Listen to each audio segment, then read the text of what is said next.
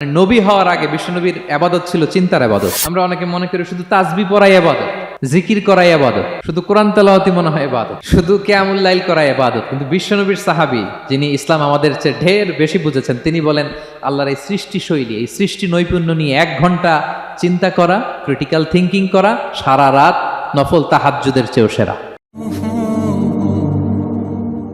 সূরা আলে ইমরানের 190 নম্বর আয়াতে আল্লাহ তাআলা বলেছেন, যারা আকাশ বাতাস পৃথিবী সৃষ্টি নিয়ে চিন্তা করে এবং সর্ব অবস্থায় আল্লাহ তাআলার জিকির করে, ওয়া ইয়াতাফাক্কারুনা ফি খালকিস সামাওয়াতি ওয়াল আরদ, এবং তারা তাফাক্কুর করে, ক্রিটিক্যাল থিঙ্কিং করে, এবং তারা বলে মা খালাকতা হাযা বাতিলা, হে আল্লাহ তুমি অনর্থক কিছু সৃষ্টি করো নাই। মনে রাখবেন, এই পৃথিবীতে আল্লাহ তাআলা অনর্থক কোনো কিছু সৃষ্টি করে নাই, করেছে?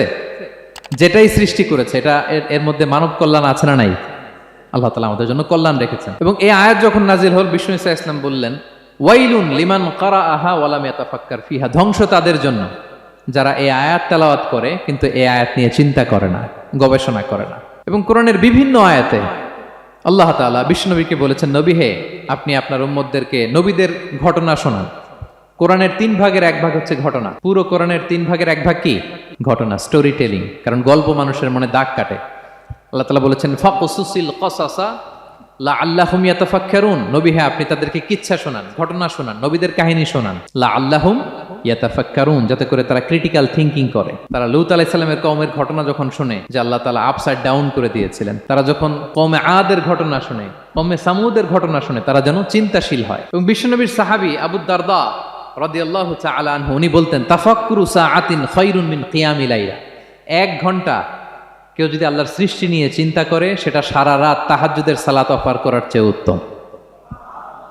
আমরা অনেকে মনে করি শুধু তাসবিহ পড়াই ইবাদত, জিকির করাই ইবাদত, শুধু কোরআন তেলাওয়াতই মনে হয় ইবাদত, শুধু কিয়ামুল লাইল করাই ইবাদত। কিন্তু বিশ্বনবীর সাহাবী যিনি ইসলাম আমাদের চেয়ে ঢের বেশি বুঝেছেন, তিনি বলেন আল্লাহর এই সৃষ্টি শৈলী, এই সৃষ্টি নৈপুণ্য নিয়ে 1 ঘন্টা চিন্তা করা, ক্রিটিক্যাল থিঙ্কিং করা, সারা রাত নফল তাহাজ্জুদের চেয়েও সেরা।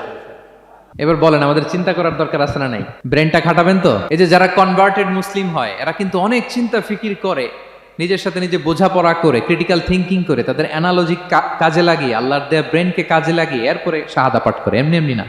এই যে কিছুদিন আগে আমেরিকান এক পপ স্টার কালেমা পড়ছে না? আপনি জানেন একটা ধর্ম চেঞ্জ করা, একটা ফেইথ চেঞ্জ করা, এটা কত বড় সিদ্ধান্ত? হ্যাঁ, বাপদাদার ধর্ম, বয়স 30-40, এতদিন যে ধর্ম মানলাম, এটাকে চেঞ্জ করে নতুন ধর্মে কনভার্ট হয়, এটা কত বড় সিদ্ধান্ত? Could you imagine that? It's not a joke. নিজের সাথে নিজের অনেক বোঝাপড়া করতে হয়, তারাই ক্রিটিক্যাল থিঙ্কিং করে। এবং বিষ্ণু ঈসা ইসলাম, উনি নবী হওয়ার আগেও এই চিন্তার ইবাদত করতেন। তিনি হেরা গুহায় চলে যেতেন, কাবা থেকে 6 কিলোমিটার উত্তরে, 634 মিটার উঁচু, যা বলে নূরের উপরে একটা কেইভ আছে, গুহা, এটার নাম হচ্ছে গারে হেরা। ওখানে বসে বসে তিনি এই চিন্তা করতেন।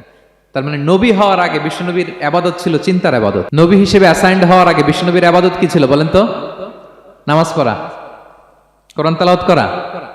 কোরআন তো নাজিলই হয় নাই, কোরআন তেলাওয়াত করবে কেমনে? তখন 6 মাস বসে বসে উনি ওখানে কি করেছেন বলেন? ধ্যানমগ্ন ছিলেন, তিনি চিন্তা করতেন। ওইটাই ছিল ওনার আধ্যাত্মিক শিক্ষায়তন। ওই নির্জন গুহার মধ্যে উনি যখন চিন্তায় মগ্ন ছিলেন, আল্লাহর সৃষ্টি শৈলী নিয়ে চিন্তা করতেন, ঠিক ওই মুহূর্তে, অন্তিম মুহূর্তে, ওই মাহেন্দ্রক্ষণে নাজিল হয়েছে ইকরা বিসমি রাব্বিকাল্লাযী খালাক, read in the name of your lord who has created, পড়ো তোমার প্রভুর নামে যিনি তোমাকে সৃষ্টি করেছেন, শিক্ষা দিয়েছেন। তাহলে সম্মানিত সুধী, ইসলামের সূচনা হয়েছিল, এটা বলা যায় ফাইনালি যে ইসলামের সূচনা হয়েছিল এই চিন্তার ইবাদতের মধ্য দিয়ে। Be a part of our vision, do listen and share the খায়র।